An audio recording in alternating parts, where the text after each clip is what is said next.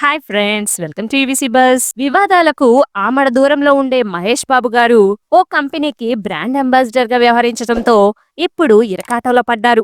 ED నోటీసులు కూడా పంపడంతో ఈ నెల ఆయన ఈడీ ముందు హాజరు కానున్నారు. అయితే ఇల్లు లేకపోతే షూటింగ్ అని తిరిగే మహేష్ బాబు గారు కూడా ఈడీ మెట్లు ఎక్కబోతున్నారా? అసలు తప్పెవరిది? ఎడం చేత్తో చేసే సాయం కుడి చేతికి కూడా తెలియకూడదన్నట్లు ఆయన బయటకు చెప్పకపోయినా సొసైటీకి ఎంతో సాయం చేశారు.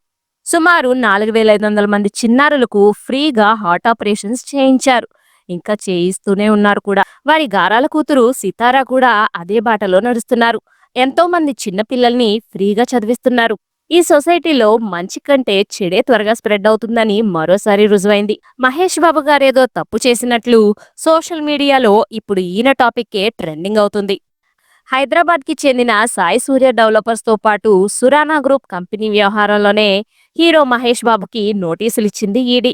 సాయి సూర్య డెవలపర్స్ కి బ్రాండ్ అంబాసిడర్ గా ప్రమోటర్ గా ఉన్న మహేష్ బాబు సుమారు 6 కోట్ల రూపాయలు రెమ్యూనరేషన్ గా తీసుకున్నట్లు గుర్తించారు ఈడీ బృందం. అయితే ఆ తీసుకున్న అమౌంట్ కొంత నగదు రూపంలో తీసుకోగా మరికొంత ఆర్డినెన్స్ రూపంలో ట్రాన్స్ఫర్ అయినట్లు ఆధారాలు సోదాల్లో తేలాయి. ఆ సోదాల్లో లభ్యమైన డాక్యుమెంట్స్ ఆధారంగానే మహేష్ బాబుకి నోటీసులు ఇచ్చింది ఈడీ. రిమ్యూనరేషన్ కోసం మహేష్ బాబుకి ఇచ్చిన డబ్బు కూడా ఏదైనా హవాలా రూపంలో ముట్టజెప్పారా అని కూడా అనుమానిస్తుంది ఈడీ. ఇదే విషయంపై ఈ నెల 28వ తారీఖున మహేష్ బాబు గారిని ప్రశ్నించనుంది ఈడీ. సాయి సూర్య డెవలపర్స్ కి ప్రమోటర్ గా మహేష్ బాబు ఉండటంతో ప్రిన్స్ చేసిన యాడ్స్ చూసి చాలా మంది కస్టమర్లు ఫ్లాట్లు కొనుగోలు చేశారు. ఒక్కసారిగా నష్టాలు రావడంతో చేతులెత్తేసింది సాయి సూర్య డెవలపర్స్. ఒక్కో ఫ్లాట్ ను ఏకంగా 4గురికి రిజిస్ట్రేషన్ చేసి ఇచ్చినట్లు గుర్తించారు.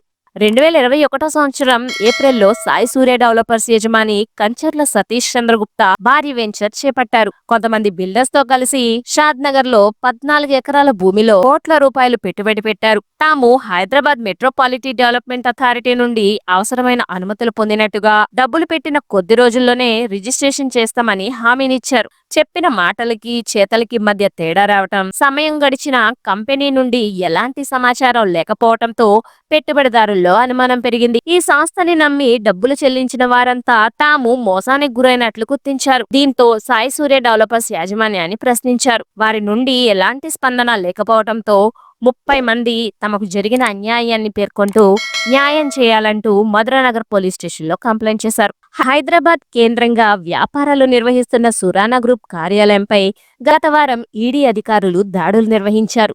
ఈ గ్రూప్ కు అనుబంధంగా ఉన్న సాయి సూర్య డెవలపర్స్ కార్యాలయం పైన కూడా అధికారులు దాడులు చేశారు.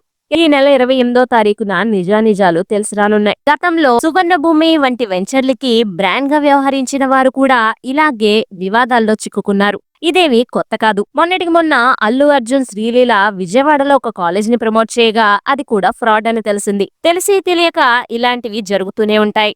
ఇది ఒక వేకప్ కాల్ లా తీసుకొని ఇకనైనా వాళ్ళు ప్రమోట్ చేసే వాటిపై కొంత అవేర్నెస్ కలిగి వ్యవహరిస్తే బాగుంటుంది. ఎందుకంటే సామాన్య ప్రజానికం వారి వారి హీరోలనే దేవుళ్లా భావించి వాళ్ళను ఫాలో చేస్తుంటారు కాబట్టి అదే అడ్వాంటేజ్ గా తీసుకుని ఎక్కువ రిమ్యూనరేషన్స్ చూపించి వారి బ్రాండ్స్ ని ప్రమోట్ చేసుకుంటున్నారు చాలా మంది. ఇకపై అలాంటి తప్పులు జరగకుండా చూసుకుంటే బాగుంటుంది. The solve for this video friends. Video గురించి తప్పకుండా మీ అభిప్రాయాన్ని కామెంట్ బాక్స్ లో కామెంట్ చేయండి. అలాగే వీడియో నచ్చినట్లయితే తప్పకుండా లైక్ చేసి షేర్ చేసి సబ్స్క్రైబ్ చేసుకోండి friends. Thanks for watching friends. జై హింద్.